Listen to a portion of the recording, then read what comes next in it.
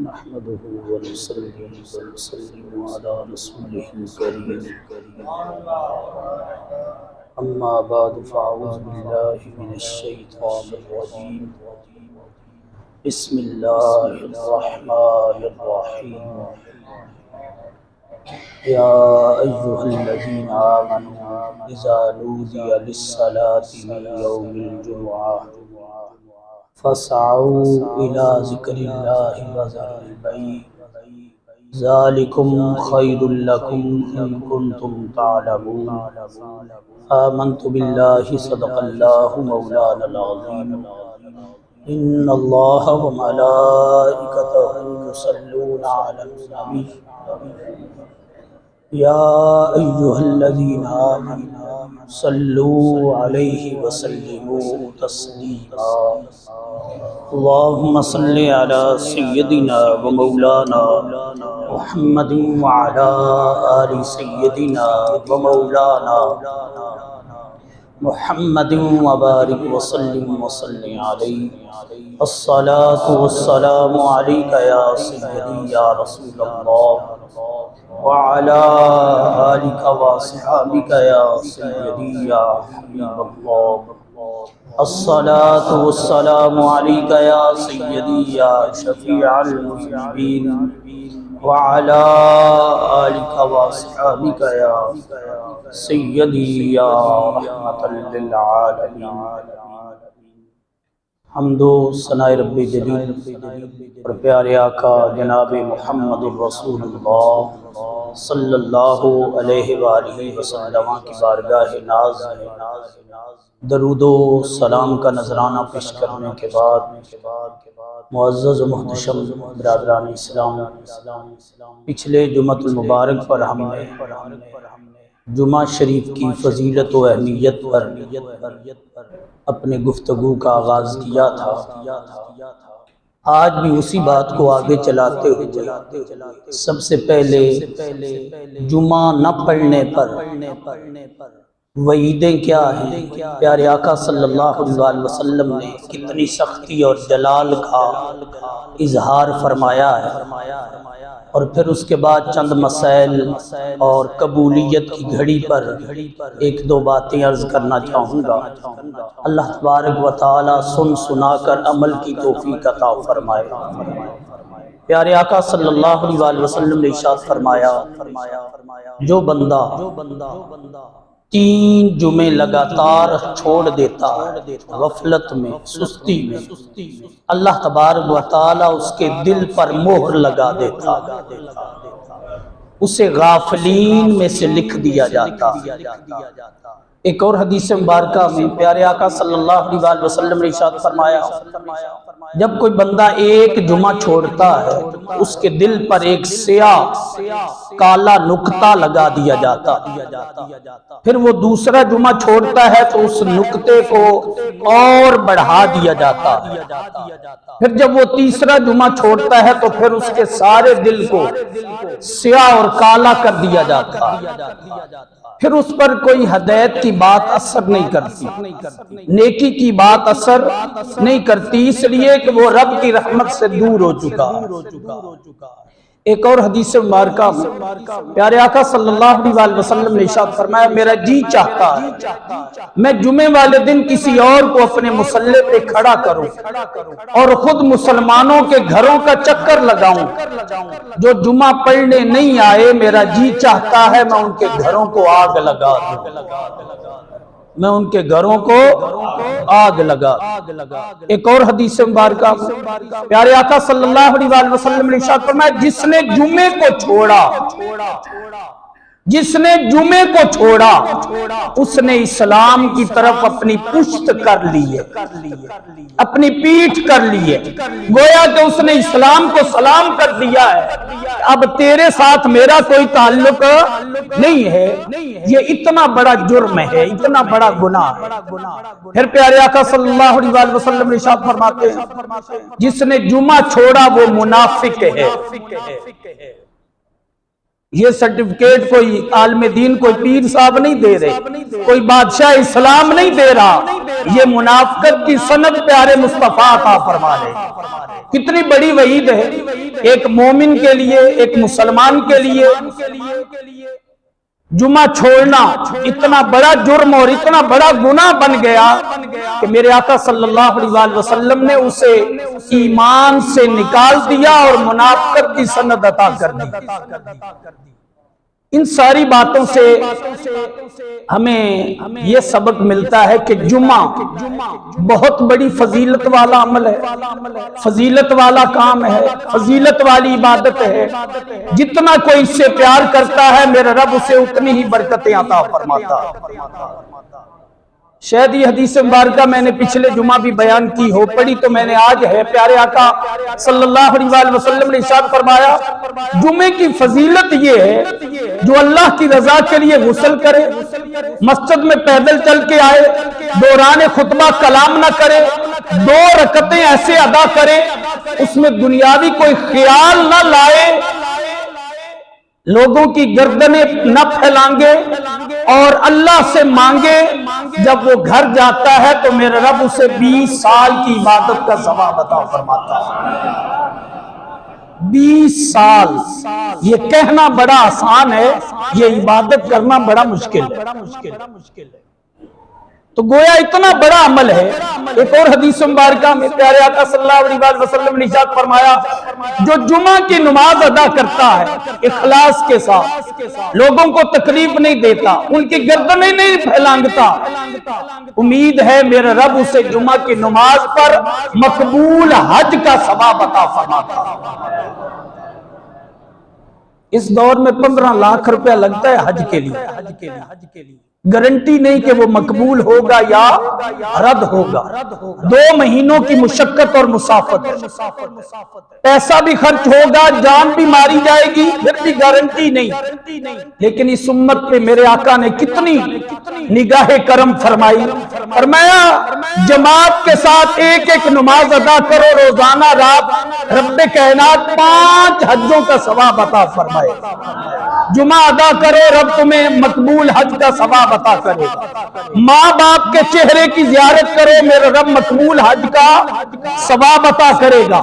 ماں باپ دنیا سے چلے جائیں ان کی قبروں کی زیارت کرو رب پھر بھی مقبول حج کا ثواب عطا فرمائے گا۔ یہ عزت رب نے صرف امت مصطفیٰ کو عطا فرما رکھی۔ مسائل کی طرف آنا چاہتا ہوں۔ جمعہ ظہر کا قائم مقام ہے۔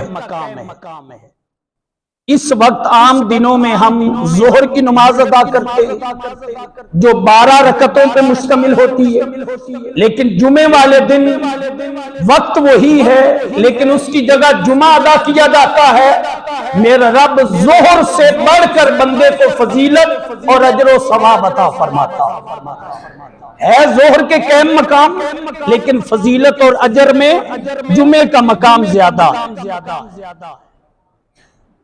جو بندہ جمعے کا انکار کرے وہ دائرہ اسلام سے خارج ہو جاتا، اور جو جان بوجھ کر جمعہ چھوڑ دے چاہے ایک ہی چھوڑے وہ گناہ کبیرہ کا مرتکب ہوتا، مردود الشہادت، اس کی شہادت اسلام قبول نہیں کرتا، نفاق اس کا مقدر بنتا۔ اس لیے جمعے کی اہمیت اپنی نسلوں کو منتقل بھی کرنی چاہیے، انہیں جمعے کا عادی بھی بنانا چاہیے اور خود بھی جمعے کی فضیلت سے انہیں روشناس کرانا چاہیے۔ جمعے کی 14 رکعتیں ہیں، پہلے 4 سنتیں ہیں تو وہ بھی مؤکدہ ہیں۔ مؤکدہ کا معنی ہے جنہیں میرے آقا نے ہمیشہ ادا فرمایا، اور صرف ادا ہی نہیں فرمایا انہیں ادا کرنے کا حکم بھی ارشاد فرمایا۔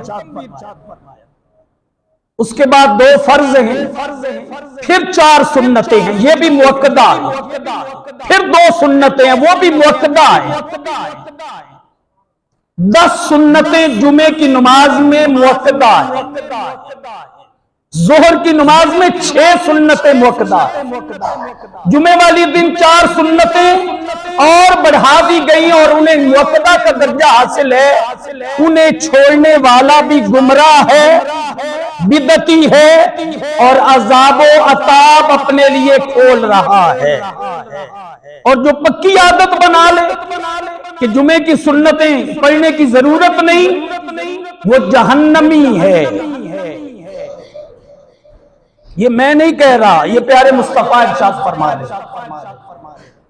میرے آقا صلی اللہ علیہ وسلم نے ارشاد فرمایا، میرے ساتھ محبت کرنے والا ہر کوئی جنت میں جائے گا،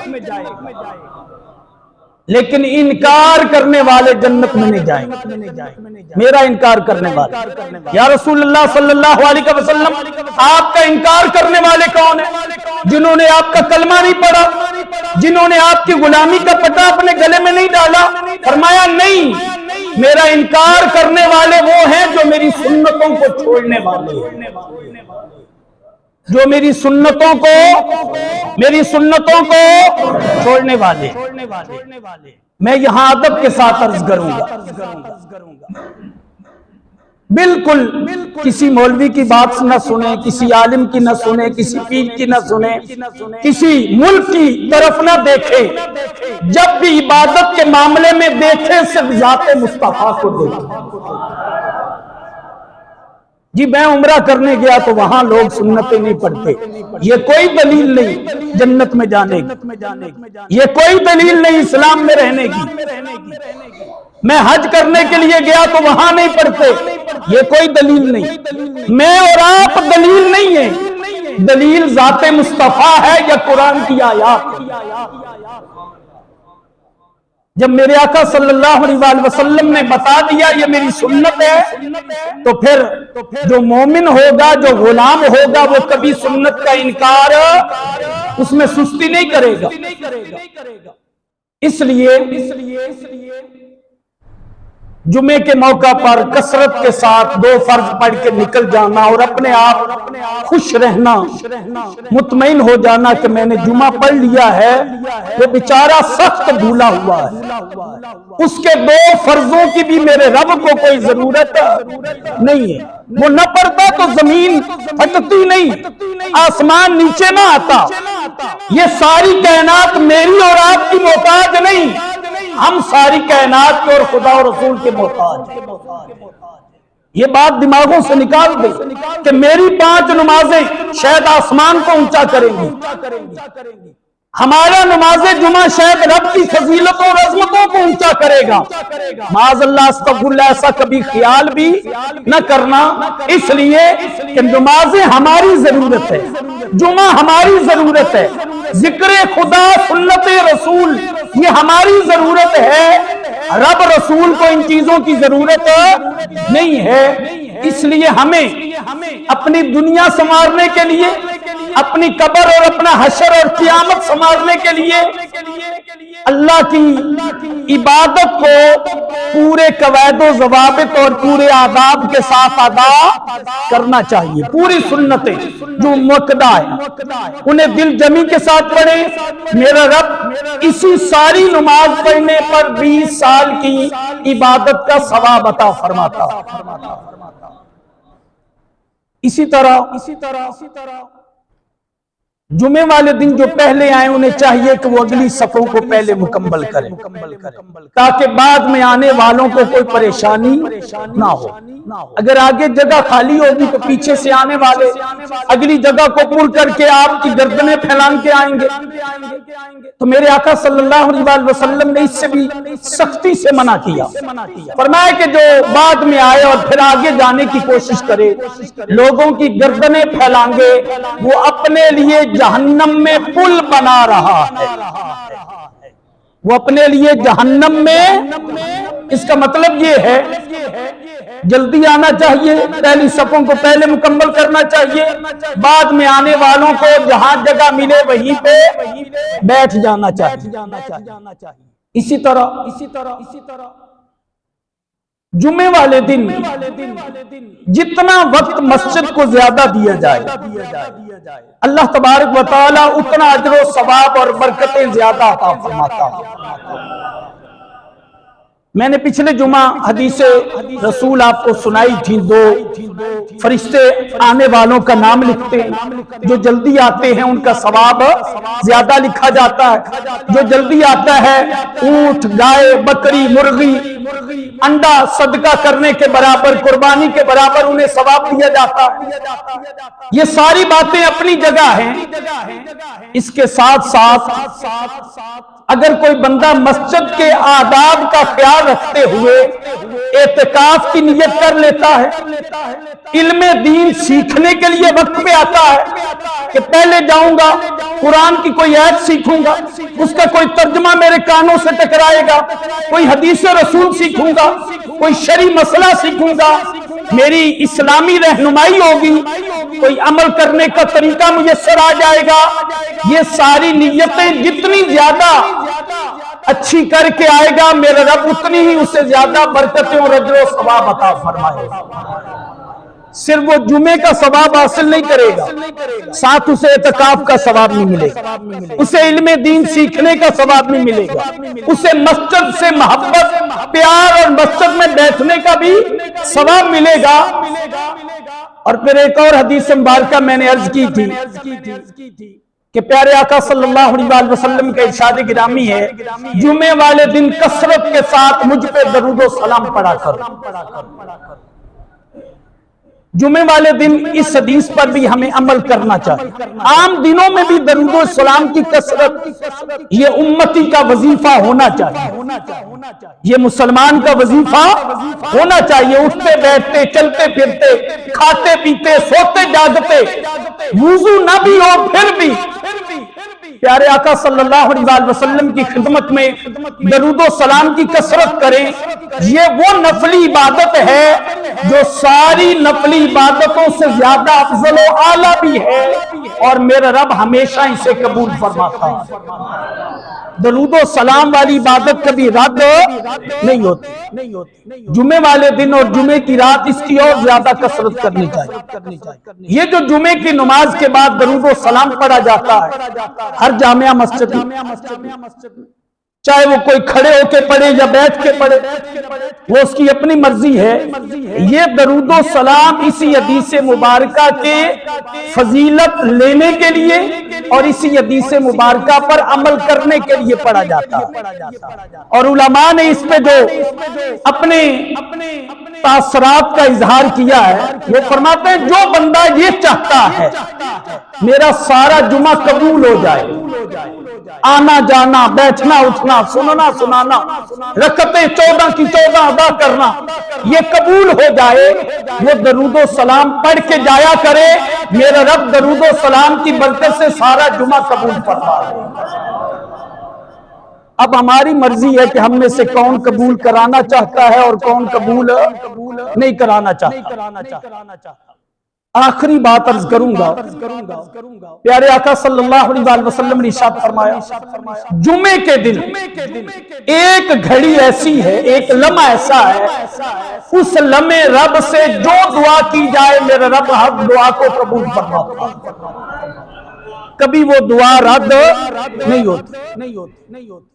اب محدثین نے اس پہ بحث کی ہے، وہ کون سا وقت ہے؟ بعض محدثین فرماتے ہیں نماز فجر کے بعد، نماز فجر کے بعد۔ بعض کہتے ہیں نہیں، جمعے کی پہلی اذان سے لے کر دوسری اذان کے درمیان۔ بعض فرماتے ہیں یہ بھی نہیں، بلکہ جب امام عربی کا خطبہ دینے کے لیے منبر پہ بیٹھتا ہے اس وقت سے لے کر فرضوں تک کا جو وقت ہے، اس وقت جو دعا مانگی جائے رب قبول فرماتا ہے۔ بعض فرماتے ہیں یہ بھی نہیں، دو خطبوں کے درمیان مانگی گئی دعا ضرور قبول ہوتی ہے۔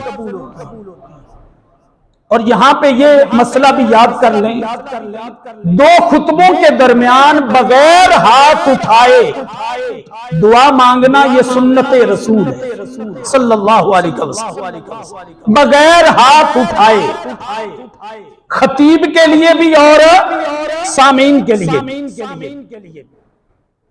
اور اس پر بھی اقوال موجود ہیں کہ اس وقت مانگی گئی دعا ضرور قبول ہوتی۔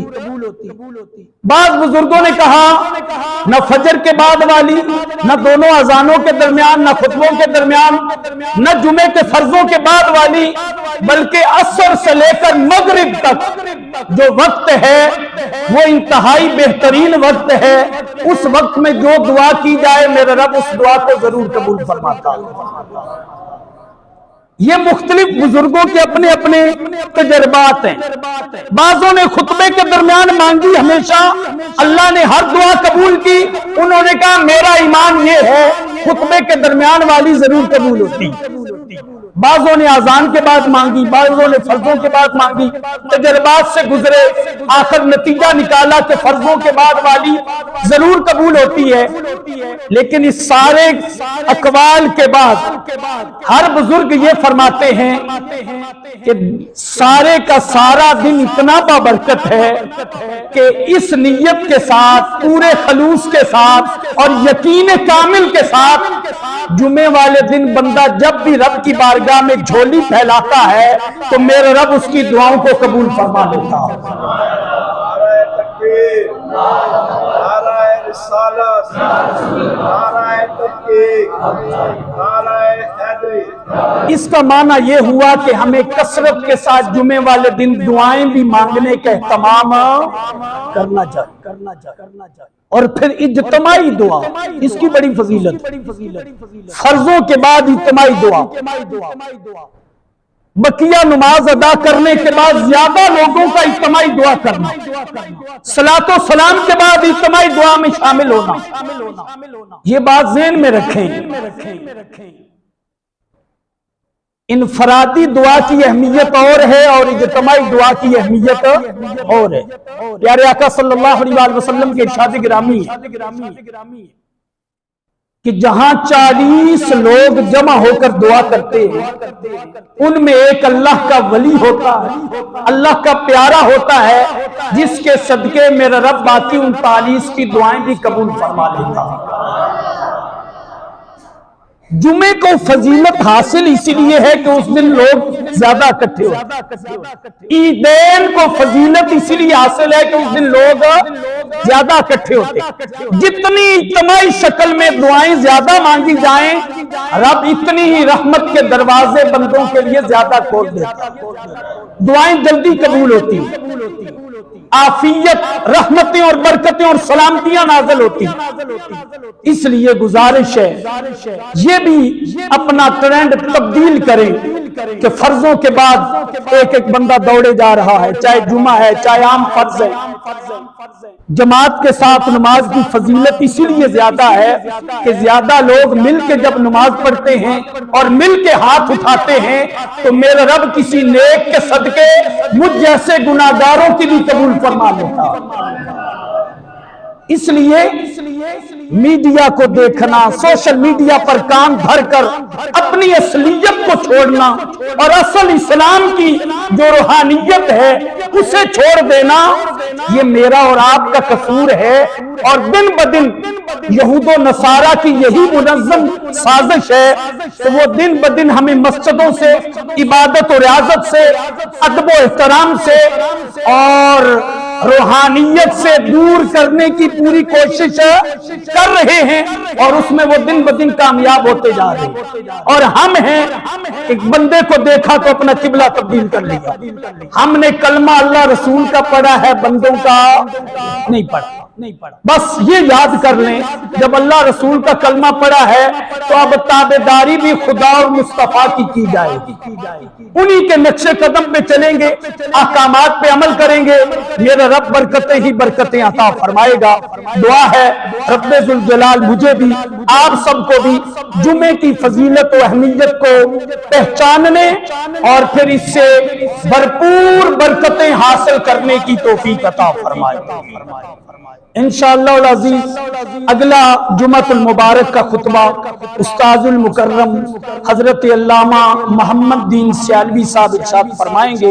آپ سے گزارش کروں گا وقت پہ تشریف لائیں اور ان کے خطبے سے مستفیض ہوں۔ اللہ تعالی عمل کی توفیق عطا فرمائے۔ وما علیہ